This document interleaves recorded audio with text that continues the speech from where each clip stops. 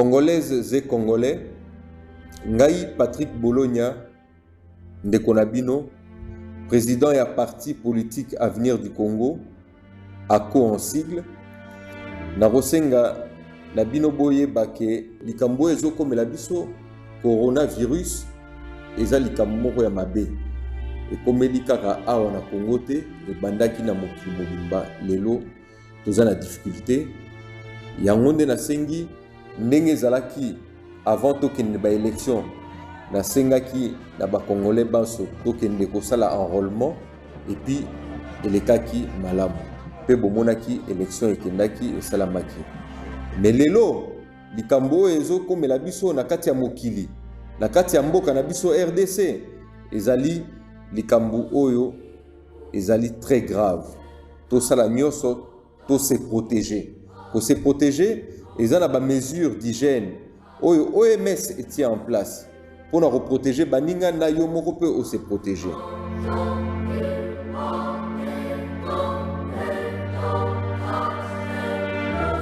Au sokola maboko na mai na savon, aux papier, au pangusi, au boaki na poubelle, au kutani na muninga, au pesa mbotete, distance, et puis soki olingi ko éternuer ou bien ko kosola, au tie coude na yo pour na ko protéger baninga yo pe o se protéger.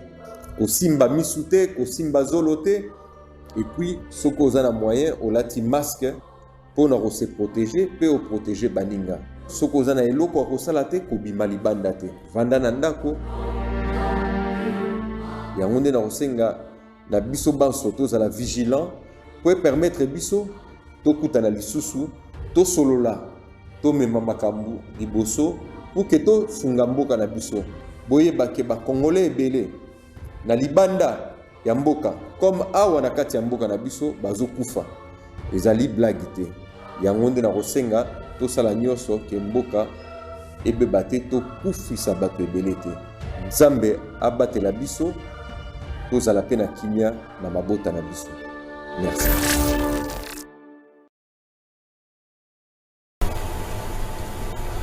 Welcome TV, nous sommes en direct ici à la télévision. Alors que Dieu vous bénisse, l'actualité est vraiment ébélée. Alors les lots sont vraiment en direct à partir de Butembo.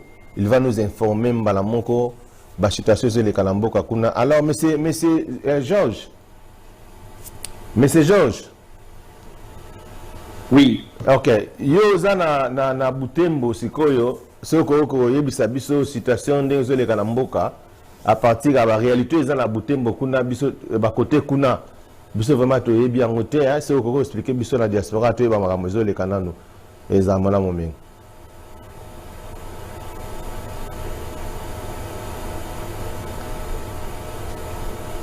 Allô monsieur Georges? Ça na ba question ya population. Disons, distraction, ils ont ça, les Manakishasa, par exemple, il y a un avion et quelques 2, 3, 4 est circulé sur le ciel à Kinshasa. Pendant que la population à Est, il y a Ituri, il y a Bunia, ils ont besoin de fils qu'il y a un avion et dissuadé.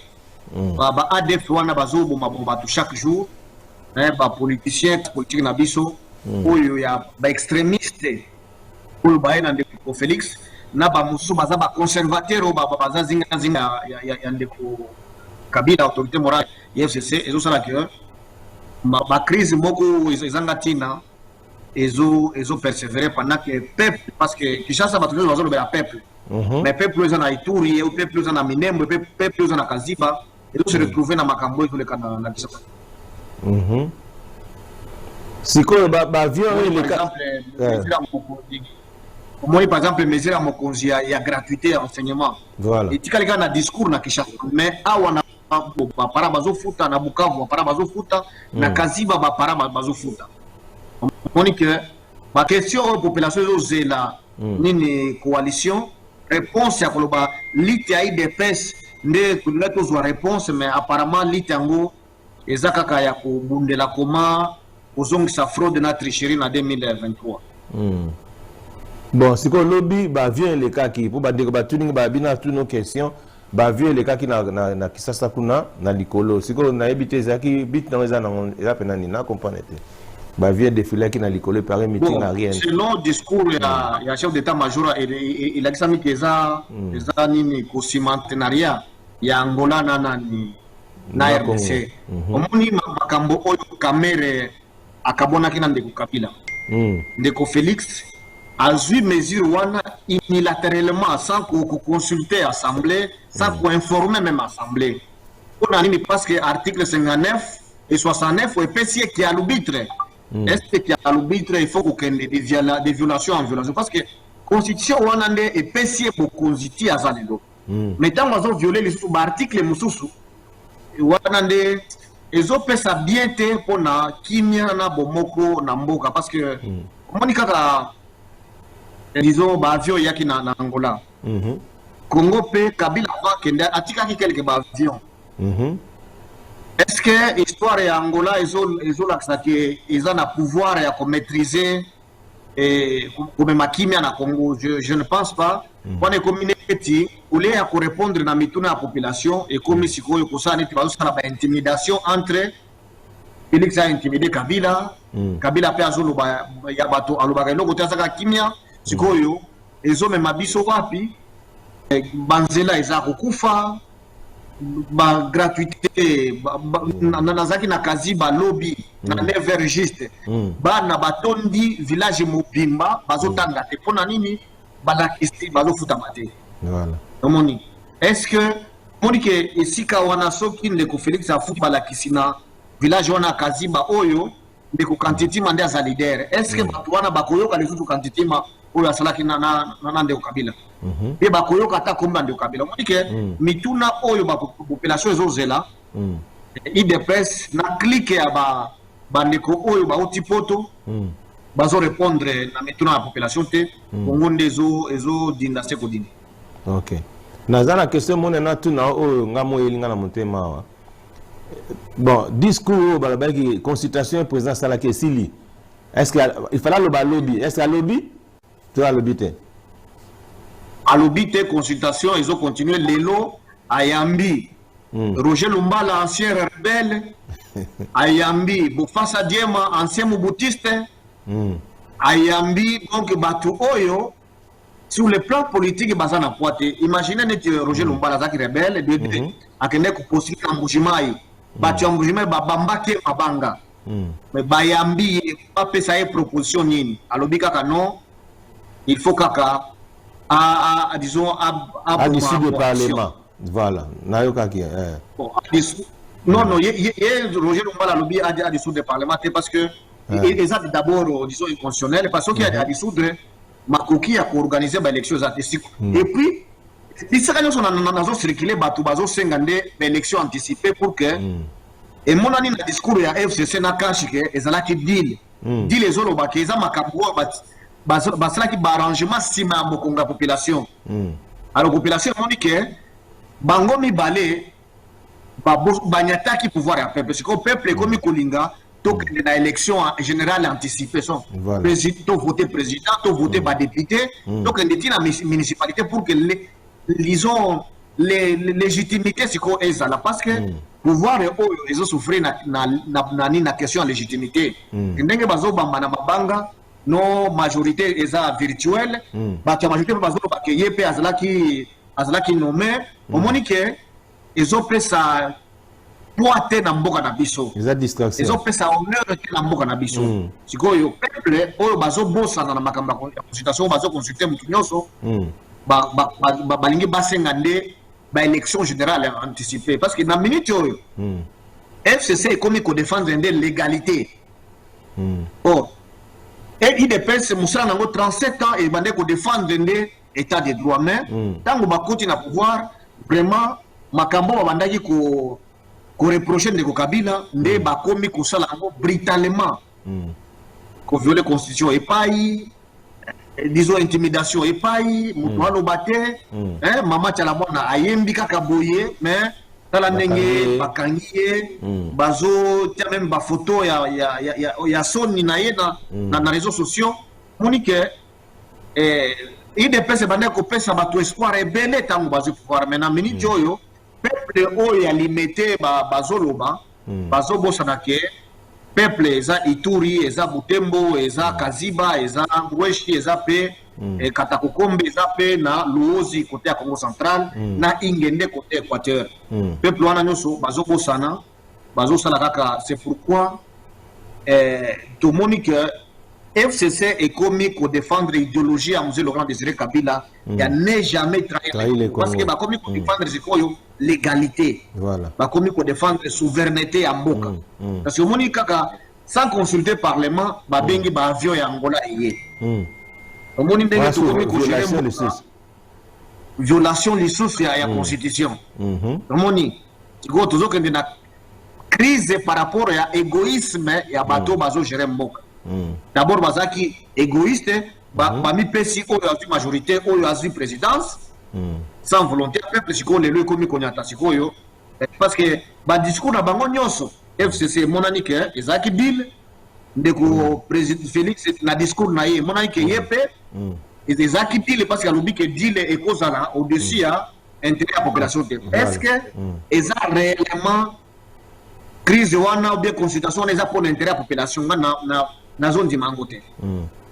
OK. Donc yango nazo comprendre makamno so na pomoni ngana za na ba idée nga ba penser nga nzamba a la kisanga na mona makamno so nezoleka mais siko na ngina zo na y penser na yo na ndenge bazo kendele boye ponga na yebi keza makambo ba sa na yebi ndenge bazo kendele ndego Félix azo kendele makambo wana ndenge wana siko pona ko bima na crise oyo eza na Congo toko sala ndenge nini pona bima na crise toko sala ndenge nini on a kubima na crise na kimia so ils ont deux choix soit pour renforcer crise ou bientôt tumemi kimia pona kubima kimia ndenge bango basala ki peuple basala ki deal na bango mibale IDPS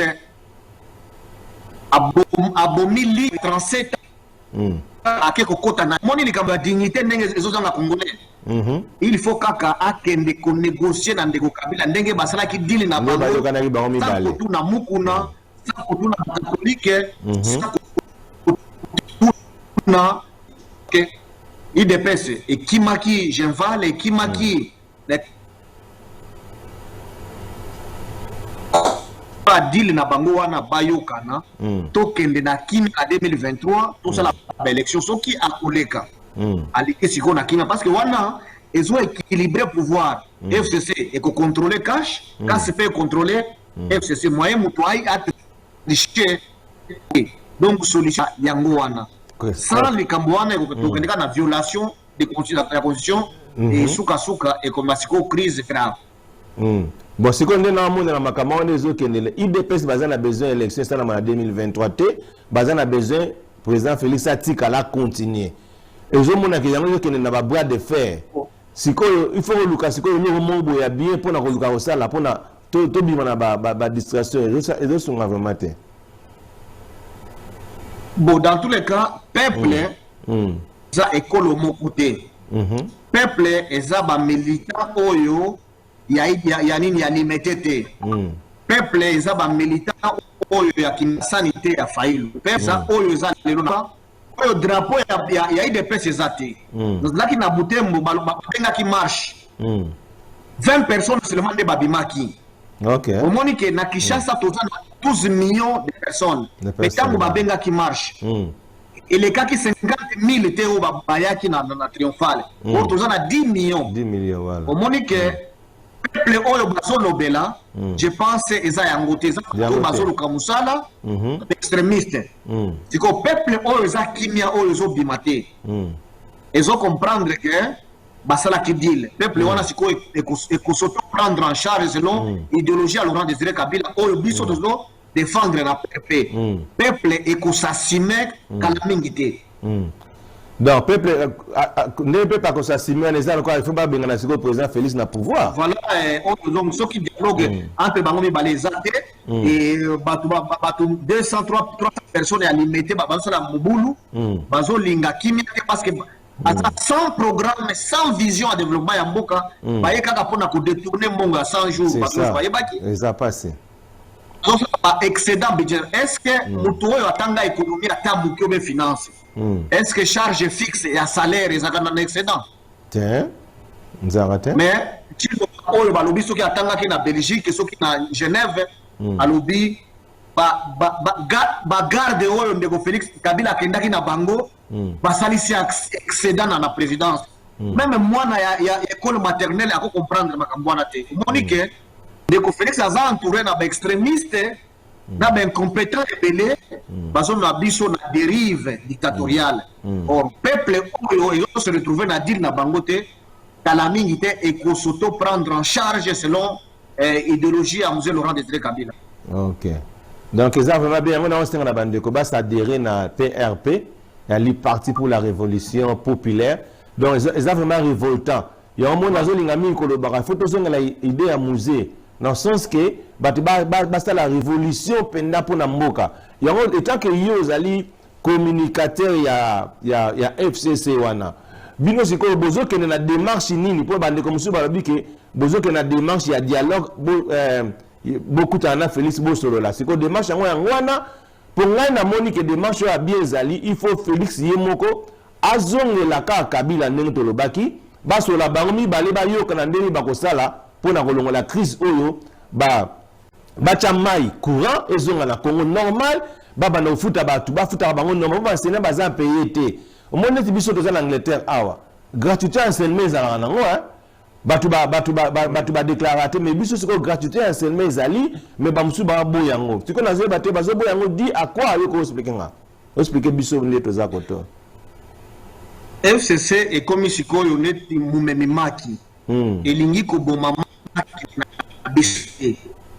makina tobazela abengana ki banguna a mobiliser population to bengani bango et c'est comme sikoyo ko batela mibeko ya mboka nde sikoyo image ya sika omoni biso nyoso toza batu ya sika to NFC to yebi ke ndeko Kabila sanga ba ko collaborateur c'est pourquoi oyo to koti na FCC pour que ndenge balobaka oza na verre oza na mai ya bosoto na kati okoboa ka cette poto ya propre na kati et dimisa mai ya bosoto voilà to peso mobiliser population nyoso pour ya s'adhérer to porter vision à monsieur Laurent Désiré Kabila to prise en charge pour que mboka na biso ezala gérer de manière souveraine omoni makambo ya gratuité wana ngana expert disons en éducation gratuité si manale mkozi amboka 37 000 salles de classe plus ou moins 4 000 écoles avant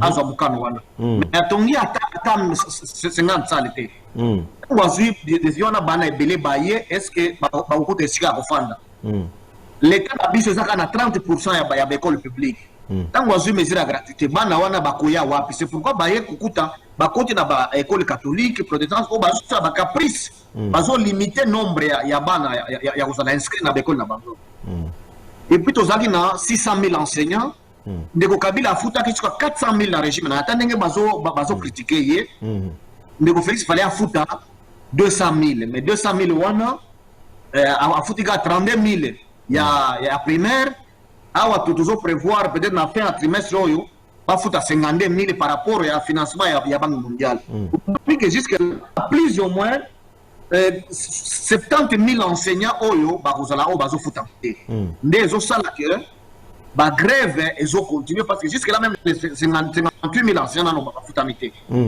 parce que toujours espérer qu'un financement Banque mondiale mais c'est ridicule on continue là on ezosala nga vena passe dans motema c'est révoltant vraiment. Comment se fait-il dans un pays où bon quand na Congo ne ba futa ba tuté comment mutazo sala un enseignant na qui sont 6 ans bazara payer comment bazala payer ba mbongo ba osala na pona osala ba consultation na pour bazo bimisa ba mbongo belé pour rien au lieu que ba futa ba enseignant ba non futa ba tout normal vraiment ba bloc wana il faut bino ne bozala il faut se révolter si les autres continuer boyer il fatigue parce que les enseignants bazana besoin ba futama exacte que no bo futa ba tout monde bobaya pour na roloba makambo pour na Congo non yangwana siko ngana ngazo révolter nga et ça n'a pas si que un enseignant a payé et puis basaka bangote imaginez oui Et ça, d'abord, imaginez 57 000. C'est bizarre. Même 60 000 enseignants.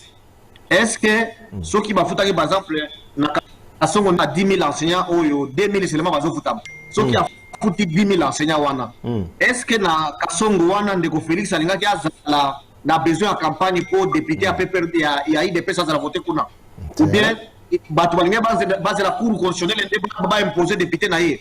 Donc, si la population est là, ma réponse est IDPS na clique na bango ya bayaba na poto aye bazo pesa ya na population te ba enseignant lelo bana ba komi okende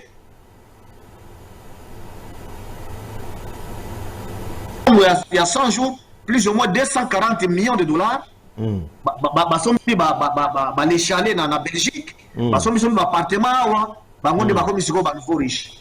C'est pourquoi biso oyo tango Kabila lelaki ka zangi ba meilleur collaborateur to yoka kisoni to moni ke ezali ta fingi biso minu mais to koti na ba parti oyo neti ya ils ont porté ba valeur neti PRP. C'est pourquoi il faut ba to ebele pour adhérer à PRP. Ndato zo pouvoir pour que to se prendre en charge mboka na biso ke de liboso gestion ezala rationnelle.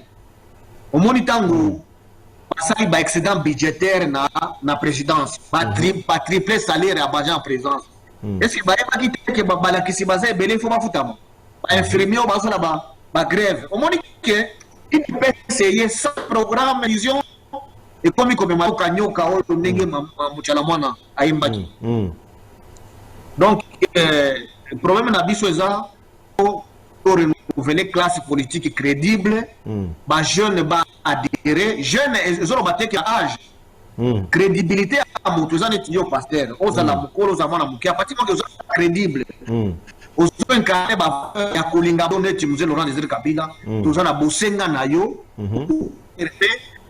na battu leo bazolanda biso, seule manière à ko protéger mboka na biso parce que nazana na komi ya minembwe batu baza kuna baza identifié te est-ce que nani akoya na Londres après 2 mois akomi nini akomi anglais minembwe Ituri batu bazo déplacer ko na biso baye batondi et puis il fallait qualification to yebe isa banani comme ça batu mususu ko zala ba congolais te parce que bien déjà ba congolais belé boza na nationalité ya kuna est-ce qu'il faut boza la paix chef kuna tiens alors bien tout mais des ordres gouvernance des atendeko il dépend essayer sans vision boka na biso ba infiltrer bazoko à chaque jour ma belé na biso ça occupé illégalement ba tout ça mukanda or nde mituna wana il fallait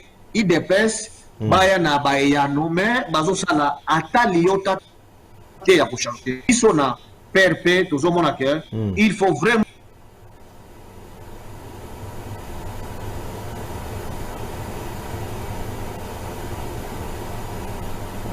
tozo kayo sauter na si connexion na si de connexion tozo kayete. De toutes les façons, il fallait vraiment que na vidéo call, il y a un moment na chaki télévision na po tanga obenga, tout le monde na vidéo ne azoloba. Ba azana na Butembo, kuna vraiment na kati ya Kivu, kuna na fond ya village. Alors que nous sommes sans kuna connexion na se kata ni pombula ezobenga. Pas zobenga na téléphone normal, il fallait atoli kana vidéo call to sala kina tina ki link wana. Les problèmes aux les kana Congo nde na zoloba eza révoltant. Yango moni na senga na bato oza combattant bino boba combattant bobundaka pona kolongola occupation na kati ya Congo bobundaka pona keno mboka na biso za la libérer musée ayaki pona ko libérer mboka parti na yango wana il faut to adhérer na parti wana PRP ezali parti pour la révolution populaire. Révolution populaire wana musée qui n'esprit wana au moins le nom nenga na zoloba ale peut-être bolba non pasteur azimbongo te yango po boyeba ke pasteur azimbongo te zande souci ya mboka bon s'adhérer na li awa on s'adhérer na PRP yo za la besoin politicien za la besoin za politicien te Nazana besoin de la députée, nazana besoin de la ministre, nazana besoin de bino balé qui boya, na baninga boya, na pousser bino comme ba politicien. Surtout j'ai besoin de combattants. Oh bazana mitou, bozana mitou. Parti en PRP, parti pour la révolution populaire. Makambo et le Kana Congo, et ça la révolte. Bapsele ba futa bangote. Batu musuku ba futa bangote. Et juste ça vraiment passé. If it's in the phone, can you just it's in the phone now? Okay, anyway, we're gonna talk later after that. That's no problem. Okay, yangona zolo ba. Na moment où on est toza awa yo senga siko révolution wana e salama tangu batu bazana parti moko boy o bo sala wana ka ba combattant bo sa adhérer na PRP bino ba combattant na o senga bino ba combattant parce que bo bunna rapona ko libérer mboka libération mboka ngo euta na nzela ya PRP ezali parti pour la révolution populaire eza parti ya musée ndeko moko ba parti ya musée ba lalisa yango il faut boter les misango bino ba combattant o tozo le baboye eza makamba bitumba. Les gens il y a karaté parce que dans le gouvernement, il y a trop de gens qui sont intellectuels, mais baba volé. Jusqu'à présent, de la tête, il y a des gens à pied. Baka mihibi na mihibi. Si il faut bien combattre beaucoup dans la partie. Beaucoup de gens adhérer pour libérer mboka na nene à solo. Tant que vous avez un parlement, vous avez un parlement. Tant que vous avez la besoin pour la positionnement. Moi, je n'ai pas besoin de positionnement. Mais parce que na mboka na biso na diaspora mensonge ya trop. Baloba ebele pour na makambo ya gouvernement le kato yebi. Le président Félix Akoti aza combattant azoko kazo bundana. Abebi simbongo pour na basoda nani basoda angolais ba ya na Congo biso ba futi combien et l'on y basali ba défilé wana et les questions na ngoti ça porter quoi na peuple congolais rien dépense il dépense alors ba sina ba payer te ba tonato ba payer te muto akobo bomi mwana e bo futé ni rien donc bato ba voter ça ba combattant et ça ba combattant on a senga na bino bo sa adhérer na PRP bon na ba image na télé libino awa ya PRP wana bolanda en tout cas bo benga bo sa adhérer ngai na za na prière. Après prière na ngana otandi nzamba ngomema ngai. Mais na lobike naza na besoin te naza la député naza na ba petit bele ba député ba ministre. Bango tu ba coach na ba oyiba wana bango. Bango tu ba coach na baza ko se positionner ba comme ça na ba kisi. Ngana akuna te. Mais naza na besoin de mboka na ka ebonga. Bino ba jeune na ba oyo ba bike ba mikolo. Boza na souci ya mboka na biso na ndenge ya solo. Bona na vision ya musée. Bolanda nazo bonde la bino bolanda vision ya musée toko otika te ayaka ba bomaye pona Congo loko ba bomaye pona Congo biso foto telema pona ko soutenir vision anekende tango ya sana sama bele a osepele pinza ma ocha loboko et puis makamba bio salama bolanda ba vidéo na tsheli bino na ozonga na bino air moko ndeko na si dans soleil ko na téléphone. See you after this video. Thank you. C'était un véritable moment de partage et de réflexion. Au cours de cette rencontre, les échanges ont tourné autour des axes idéologiques majeurs des faits le président Laurent Désiré Kabila, notamment le patriotisme et le nationalisme et de son extrême importance pour la République démocratique du Congo. C'est là pour l'avènement d'un Congo fort, uni et prospère. C'était pour présenter l'idéologie des musées sur l'agriculture, comment musée voulait qu'il y ait l'indépendance étant sur les terres, c'est-à-dire qu'il fallait qu'il y ait le service national. C'est l'idéologie des musées qu'on en parle. Prenez-vous en charge, n'ayez jamais trahi le Congo, organisez-vous, la cohésion nationale, les antivaleurs, et tout ça, c'est musée qui a voulu au moins construire la société congolaise par là. Une seule pensée demeure dans le cœur de chacun, désignant ainsi l'héritage idéologique et politique des faits le président Laurent Désiré Kabila au Congolais et incarnant la personnalité de celui qui était désigné comme étant le sage et soldat du peuple, l'autoprise en charge des Congolais, avec l'idée de ne jamais trahir le Congo.